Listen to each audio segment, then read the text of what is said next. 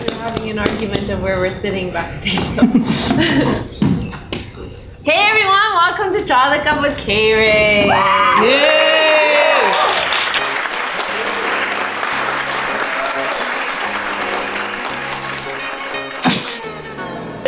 Interesting for me because it's the first time I've been doing an actual live Draw the Cup. I've never actually done this in front of a live studio audience. It's a dream for me to be a late night host. Yeah, we've been doing Draw the Cup for the last 2 years now, and we've grown into working as a partnership with E1, Entertainment One. It's really cool to be in those spaces where we don't really get to hear our stories, and that's really the purpose of Draw the Cup. Anyways, I'm going to continue on. I know you guys are waiting for my fabulous guests today. I'm really, really blessed to be interviewing them. So I first would like to introduce my first guest. You all might know her as the Glubby Queen, with over millions of views on YouTube and breaking the rules in every way in the music industry. I would like for all of you to put your hands together for Jasmine Sandlas. I'm darling, I called your name now. Jasmine, this is really embarrassing. No. We discussed this already behind me. No. Okay. Honey, this is where I sit. We talked about this. This is my better profile. I want to sit on the right side. This is my profile, girl. You don't want my guests sit on that side. You can just look at them. You don't have to look wow. While you're asking me questions, I'm looking at them. That's nice. Thank you. Thank you so much.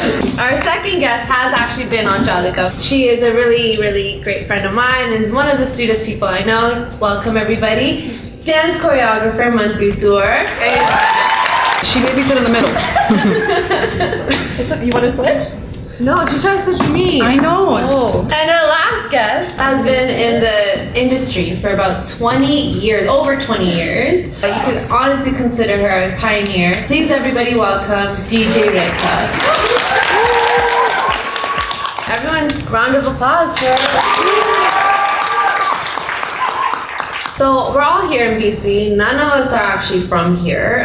This is actually a meeting point for us. But I would like for each of you to introduce yourselves a little bit more.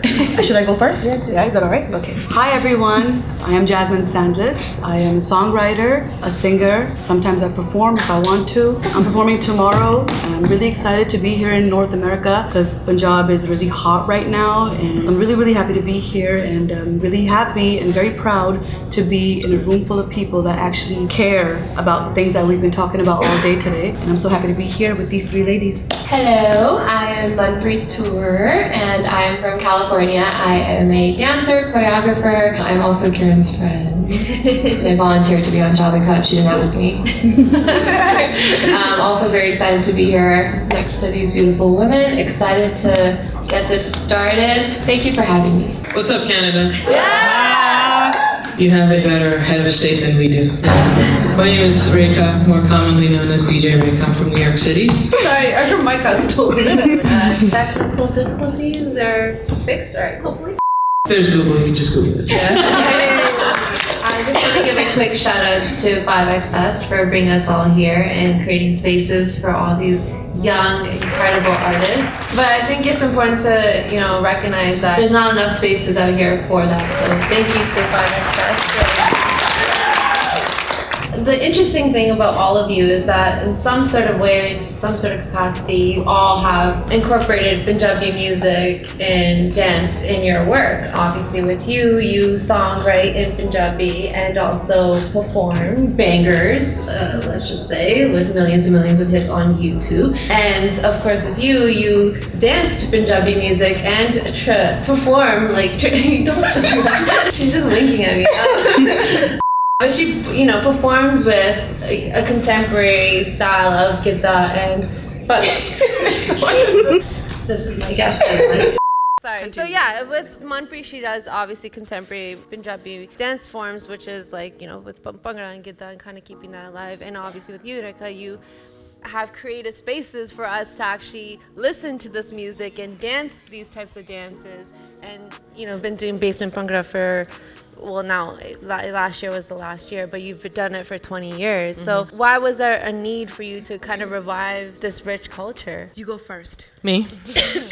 For me, I don't know if it was necessarily reviving. For me, it was like learning about it. I grew up in New York City. I was born in London. My parents lived there for a short while, and my mom brought me a tape when I was young of Malkit Singh. At that time, Tutak Tutak was very popular. She goes, I thought you might like this. It blew my mind. And I actually don't even like Tutak Tutak Tutya. I think it's his least. My favorite song. Oh, I'm so sorry. A few years later, I heard Malkit's voice mixed from Bali Sagoo with Wham Bam Volume 1. And then it was just this flood of music that started trickling through to New York. Starting to DJ came from a love of music and wanting to share it. Starting bass and bhangra came out of a very specific context, which is at the time that I started it, I was specifically told to not play too much Punjabi music. Because we don't want low-class people. We don't want Punjabi people. They get drunk, they get whatever. And then don't play hip-hop because we don't want thugs. They're just sort of perceptions about what music does to people. So that was just the idea behind Basement. A lot of our audiences mix isn't completely Punjabi, and I've played to very, very diverse audiences because I think the music speaks for itself. That was very well said. Living, I think for me, sorry, I'm sick, so I probably sound so bad. Aren't we all a little sick? Sorry.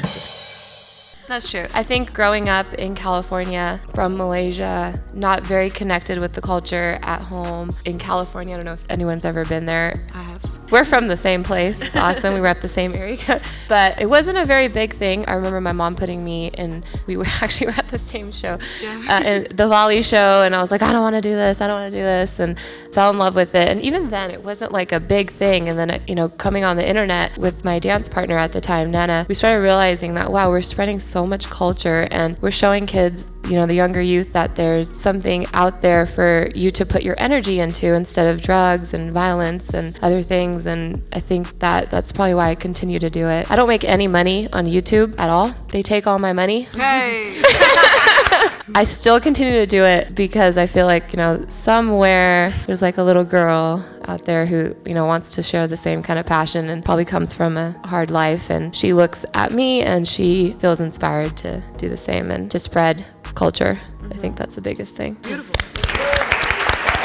Yeah, check. When I started out as an artist in California, I wanted to be famous and rich. This was 10, 12 years ago. And then a few years into it, I realized that's not what I wanted at all. I don't want to be rich or famous. I wanted to make music that was therapeutic to me, and hopefully people that go through things like love and heartbreak and issues dealing with like who are you, and how to get out of this cage that we sometimes put ourselves in. I literally had this writer's block. I still have this writer's block. I can't write a banger to save my life, okay? So all the bangers that you hear, like last year I've put out a lot of nice music, but I can't write music like that. It's because I wished to make music that made people feel something so bad, and I meditated on it for like 5-6 years. I got a skill and I lost the other one completely. So like fame and riches, one day I was mad. I was like, I don't want to be famous or rich, and I'm not neither. I don't take your money, okay? And I'm not hurt by that, by the way. I'm just kidding. So that's it, man. It's life is good. Life is beautiful. I'm so happy to be where I am in my life. I make music that makes me happy. I do what I want to do, when I want to do it, how I want to do it. It's beautiful to be able to stand by the choices you've made, even though they didn't lead you to all the things that glitter, that aren't gold. But I have the gold, so you know what I mean? That's enough for today. No.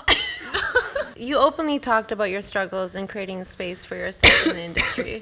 And you constantly talk about the hustler mentality. Yeah. I saw in one of your talks that you talked about how you used to give out demos outside of the club. Do you want to talk about outside of the club? Hey! Do you want to talk about that experience and what that was like for you and why you felt like you had to do these things? No. Okay. All right. I would like to. I wrote songs, but I didn't make beats. And I was like, oh my God, where can I get beats? Oh, it's the DJ at the club that makes the beats. It has to be. I mean, who else makes music, right? That was the extent of my knowledge at that time. So what I would do, I would go to San Francisco. I was under 21, so they wouldn't let me in the club. And I'll beg and plead, like, come on, I just want to see the DJ. I just want to hand him my demo that I burnt in my computer at the house and wrote my name and number on it with a permanent marker. But that's how I saw the dudes do it outside the liquor stores and gas stations and stuff. I would wait till like 2:30 until all the drunk people came outside the clubs, and I was like, I'm a singer, if you know a producer, holla smile at me, blah, blah, blah. And that's how I got my first album. Mix Man, somebody who I worked with 2007, 6, I don't know what year it was. He called me because he saw my demo, and then Bohemia, I did one of my songs with him. I did an entire album with him, but Addi Rati made it really big. He found me out from one of those demos, and that was just dope. Like, you know, I was just throwing darts in the dark. Like, maybe this will lead me somewhere. And it was a beautiful way how it turned out. So that was a really beautiful turn in my life, you know? Dope. When I decided to be found, you know? Best, yeah. So good. This is great. I think as artists, we are always talking about how it's important to be authentic to our projects and being passionate about it, and you wouldn't want to do it otherwise. However, do you think there's ever been a point where you're doing all of these things and it doesn't align with, you know, what you're doing anymore? Do you ever feel like you don't actually feel like working, but you have to do it for the income? Have there been moments for you guys where you felt that? All the time. Yeah. We always do shit we don't want to do. Yeah. And especially when you're starting doing, pardon my French, everything is a situational decision. And especially as you're coming as an artist, there's a lot of unglamorous work involved. Yes. And there's a lot of situations you're in you don't want to be in. There's always a fight for money. You're always trying to get what you think you're worth. And a lot of times you're chasing it. And that's part of the work that people don't see. So the spaces that I occupy are sort of like, you know, the white people spaces. Yeah. I have to be careful because sometimes I feel like, am I like really spreading my culture, or am I being tokenized, or am I doing this respectfully? And there's a lot of responsibility there. And what is my role? How am I participating in this? And I also think the other responsibility is, what am I appropriating? I mean, we can be conscious of how we're being appropriated. Why didn't I think of putting haldi in water and selling it for $9? I don't know. What are we appropriating? You know, like, especially when it comes to the relationship between Punjabi music and hip hop. Right. Where's the dialogue in the conversation? What is the history behind that? Yep. What is the history behind DJing? Do you know? I mean, I think as an artist, it's naive to think that you don't do things that you don't want to do. You just have to make sure that once you do something you don't want to do, that you hopefully are fortunate enough to not have to do it again. She definitely summed it all up. Yeah. Okay, I know that we talked about some heavy stuff right now. I kind of want to go into more of like a lighter note of things. There's no chai in these cups. She's been lying to you this Or whole time. whiskey. No, We're drinking alcohol. listen, I You said got exposed. I need job. This is embarrassing that you called it out. That we're fakes. But I do want to say, like, I mean, I noticed from all of us that hip hop, you talked about it briefly, but hip hop is a huge influence on all of our crafts in some sort of way. You do hip hop dances, like your style, you always talk about how hip hop influences you too. And for you, you play hip hop music. What are some of your favorite artists right now? All right, I'll talk about it first then. Kaylani, I love. I don't know if she's hip hop or R&B. What she posted today? What she posted? She tweeted about Punjabi MC? Yeah, I did, because somebody tagged me and they're like, you need to do a song with her, and I was like, I love you, Kaylani, I just want you to know that. So We gotta make that happen. Yeah, Karna Perna Cali girls, right? We have to represent. So I can dance on it, please. So I can make money off of it. That's good. There's this girl by the name of Alina Baraz. Goddess of vocals. Seriously, writing skills on point, right? Out of the rappers, who's killing it lately? Wow. आया नहीं बड़ा chair हो गया कोई है ना? I'm definitely influenced by all artists because they love music, they love to sing, and I love to dance to whatever they compose, and she inspires me. I'm listening to Janelle Monáe, the album. It reminds me a lot of Prince. I mean, I love all the new reggaeton stuff that's out. I love Cardi B. Yes. I do a weekly podcast, Bhangra and Beyond, so I have to listen to a lot of music. There's a lot of Punjabi music coming out, a lot. And I have to weed through it to find stuff that sounds good. So a lot of my time goes there. I don't always get a break, and sometimes I just like to listen to like stuff I already know, like old school hip hop. All right, this is more for fun. Everyone just loosen up a little bit. Okay, I've never actually played this. I am excited to see what y'all say. Never have I ever shoplifted. Have you ever shoplifted? Yes, I've shot. When I was like 6, Candy, does that count? Oh, okay, all right. Yeah. Everyone has shoplifted here. I used to be a kleptomaniac. Wait, are you talking about just kids or like recent? Well, you know when you go in that aisle and they like you just pick it up and you just take it out. That is innocent. You want to try it? That's like, I did that. That's I haven't done innocent. that That since doesn't I was like count. 5. Like, It's the only thing I've ever stole. So. I have my I'm photo being posted honest. up at some supermarket because me and my sister decided to steal guinea pig food Can't go walking. and chocolates. We actually planned this whole robbery thing. She was wearing sweats. I was like, just drop them in your sweats and tie the sweats at the bottom. So whatever you put in your sweats, they end up at your ankles, but they don't fall out. We got caught. I used to do that. Big time. And then there's our photos. I can't go back to that store. That's really good.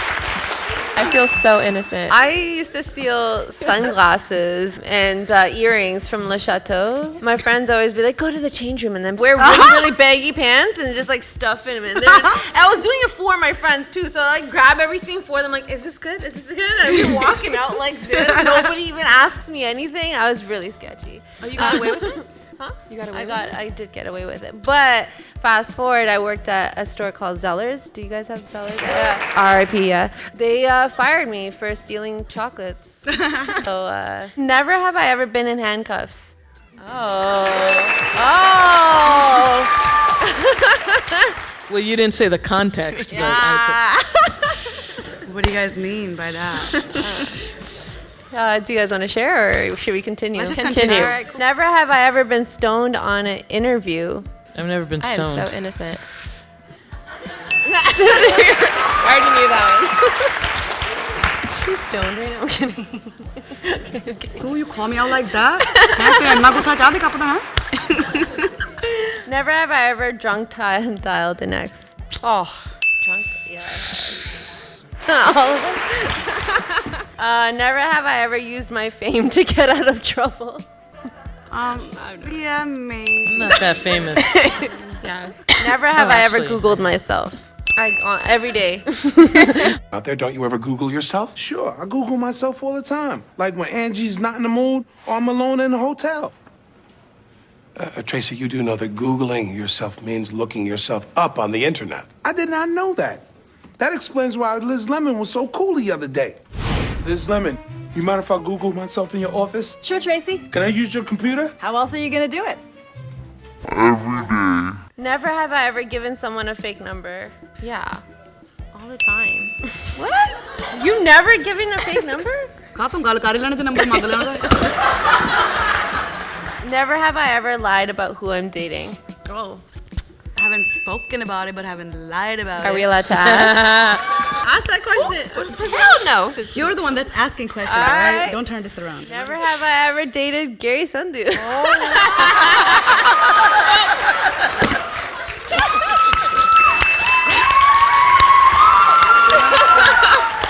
I actually made her ask That that was Manpreet. question. That was all my. Wow, this was really nice. We're waiting for the answer. Could have said I never. I have. But I'm not lying, you know what I'm saying? I never lie, you know what I mean? Agla question, jaldi kar. And that's it for.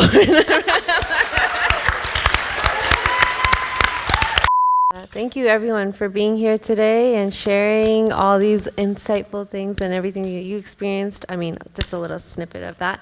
Thank you everyone for listening and being here and being so supportive. Can we give it up for Kiran? Hey! Thank you for having us. If you're already not, I don't know how you're not, but how can people follow more of your work, each of you? Go. My Snapchat is Gulabi Queen. You should add me right now.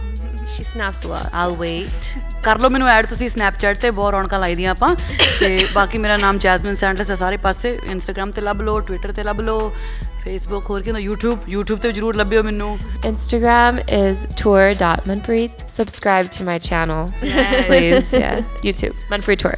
I'm at DJ Rekha on Instagram and Twitter. Yeah, I have a weekly podcast called Bhangra and Beyond. You can find it wherever. Subscribe to that. Thank you everyone.